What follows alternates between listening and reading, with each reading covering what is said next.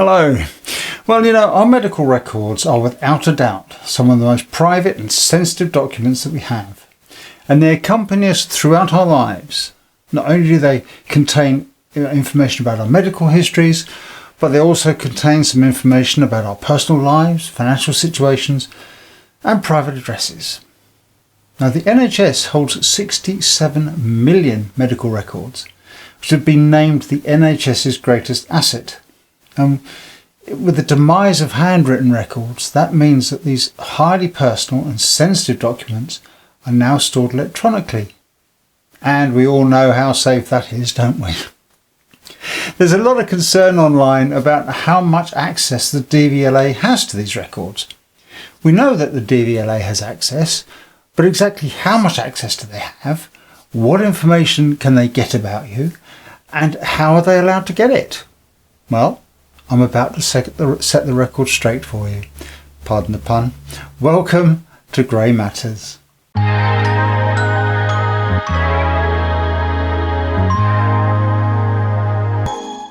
Hello and welcome to Grey Matters, the channel that promotes the fact that the older generation still matters and still has relevance, and which looks at issues that matter to the older generation. And judging by your comments, this is still a hot topic about the DVLA and licence renewals. Now, according to the RAC, by 2030, more than 90% of men over 70 will still be behind the wheel. By 2035, there will be 21 million older drivers on our roads. I think there's about 9 million at the moment. They say that the vast majority of older drivers manage their driving quite well, for example by avoiding driving at night or at busier times of the day, and many also know when to give up and try to adjust their lives to having no car. However, there is widespread belief online that the government has an agenda to get older drivers off the roads, and that so-called partners such as Specsavers and the NHS, for example, are complicit in this. And unfortunately, nothing that we've reported on in this series of videos about driving licence renewals for the over 70s has helped to dispel that belief. And concerns run deep when it comes to our medical records. Now, according to healthplan.co.uk, your medical information is kept strictly private to comply with the Data Protection Act, as of course it must. And the NHS states that access to your medical information is restricted to authorised healthcare professionals who are involved with your direct care. And Healthplan also states that the NHS should not disclose your health details to anyone without your permission. And there's the kicker. Apparently, drivers have the right to consent to the sharing of their medical information and should be informed about the purpose for which it's being used. But actually, is that phrased correctly? Shouldn't that actually state that drivers have the right to consent to or to refuse the sharing of their medical information? Although, of course, if you refused, you wouldn't get your licence renewed, would you? So it would hardly be a fair choice, would it? Now, if the DVLA wants your medical information and you want to drive, then you're actually being compelled to consent. You've got no choice, have you? Now, please don't get me wrong. I don't want unfit or unsafe drivers on the road. But what information can the DVLA actually get? Do they have open access to your records? Well, let's look at that in a bit more detail. They claim that they don't have unrestricted access to your medical files. They say that they can only access medical information related to your fitness to drive. Now, on delving deeper, it appears that the current situation is that when you declare a notifiable condition such as epilepsy, diabetes, visual impairments, mental health, things like that, anything that could impact on your driving, the DVLA uses your self-declaration to determine what medical information they want. And they can then request a medical examination report from your healthcare provider. Now, they state that the medical information obtained is used exclusively for assessing your fitness to drive and for ensuring road safety. Now, the doctor's report will provide detailed information about your medical condition, treatment, and the doctor's recommendation regarding your fitness to drive. And it is at that point, I believe, that you would consent to that information being shared with the DVLA. And the department reminds drivers that they have a right to know what information is held about them and can request access to their records through a subject access request. Reassured? Nah, me neither. Your medical information, albeit specific to your driving licence renewal, will have been released from the secure confines of NHS systems to an outside government department. And how much do we trust government departments not to leak? I mean, come on. According to Irving's Law website, over the past year, the DVLA has committed, wait for this, nearly 200 data breaches that were deemed so severe they were reported to the Information Commissioner's Office. And back in 2019, they admitted to 439 data breaches. Don't forget, this means that they mishandled your information. So how much confidence can we have in them? And when your medical records are sent to the DVLA, I can only hope that every GP practice and medical professional and indeed Specsavers have access to a secure DVLA portal, because if not, your records will have to be emailed, and we all know that email servers are incredibly insecure. I mean, hacking emails is the sort of thing that teenagers cut their cyber teeth on, isn't it? But what about their systems as a whole? Well, the DVLA states that data will be protected by robust security measures to prevent unauthorized access. Really? I mean, as with emails, how long will it be before some enterprising hacker proves just how robust the DVLA security measures really are? That is, when they're not being compromised by the DVLA itself. In fact, Sky News reported back in 2018 that a government website was offline after a hack. It wasn't the kind of hack that steals your information, but what it did was to force the computers of visitors to the website to run software that mines cryptocurrency, similar to Bitcoin. Now, as far as I'm concerned, the big problem here is that that malware could just as easily have forced those computers to give up the owner's most sensitive information and data. And which website was that? Ironically, it was the Information Commissioner's Office. You know, the one that's responsible for overseeing data security in the UK. Well, of course, under the new rules for requests for medical records is only going to become more widespread. Because although at our end, as I understand it, online renewals will remain exactly the same. And if you remember from our first video on the subject, the DVLA has given itself the power to demand random medical and eye examinations.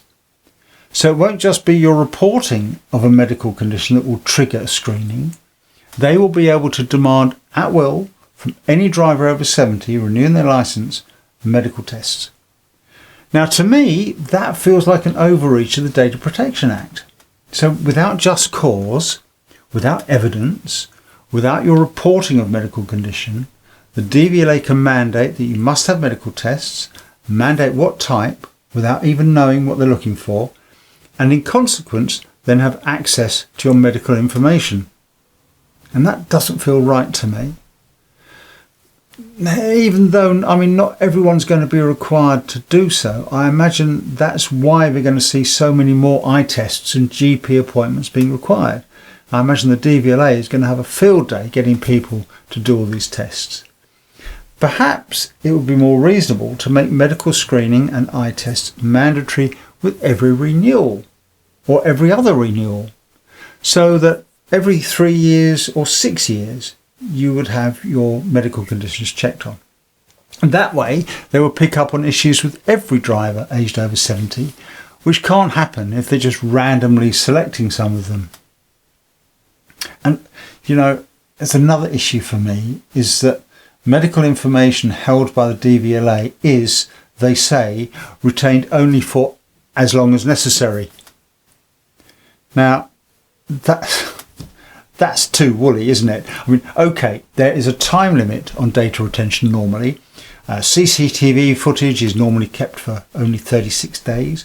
The NHS generally preserves patients' data for up to 8 years after you were last seen by the service or released.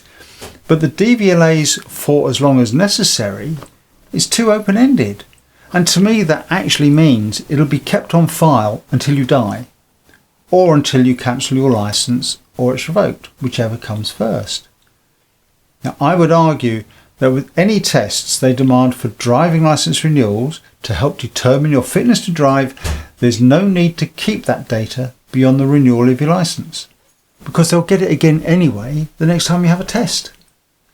I think the Information Commissioner's Office should look at that more closely, check out the DVLA's open-ended data retention and perhaps issue some more sensible and maybe robust guidelines.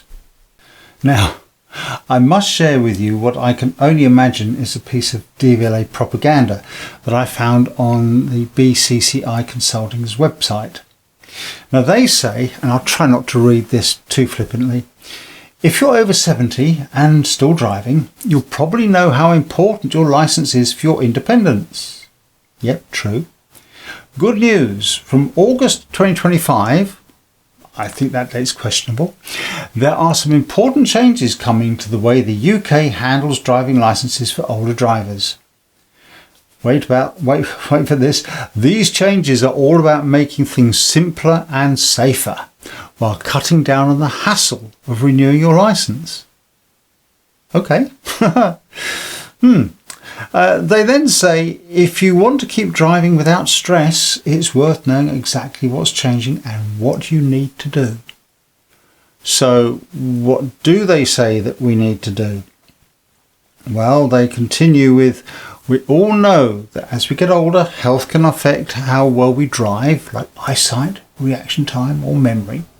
And until now, people over 70 have had to renew their licence every 3 years, which isn't changing. And often they have to send in medical reports. Really? But from August 2025, again, I think that date is questionable, the process will be much smoother. Well, hey! The idea is to use your NHS health records to allow online renewals, so you don't have to keep filling out paperwork or visiting the doctor unless it's really necessary. Eh? Where'd they get that from? All older drivers have been self-certificating online for years, and I don't know of any who have been having medical checks unless they've got a reportable condition. And it's also misleading in that they state that the new system will allow DVLA to use medical records to allow online renewals. That sounds like if you renew online, the DVLA will have full access to your records and trawl through them looking for reasons to get you screened. And as I've explained, that's simply not the case. I think the website needs to check its info or maybe get a new writer. Of course, the Class 2 renewals, a lot of those drivers already have regular eyesight tests and medical screening, and I don't see anything's going to change for them at all. So to recap, from our point of view as drivers, the process for renewing online should be no different. But the DVLA will be able to demand medical screening and eye tests even if you don't declare you have a reportable medical condition or eye problem. But in truth, we can't be sure of anything until they publish the new rules in black and white. And I'm sure that when they do, it'll generate more questions than answers. What do you reckon? Let us know what you think about all this in the comments. We've had hundreds and hundreds of comments on the DVLA issues. So keep them coming. We want to know what you think.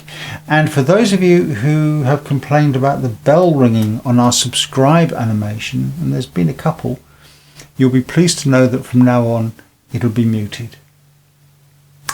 There we go.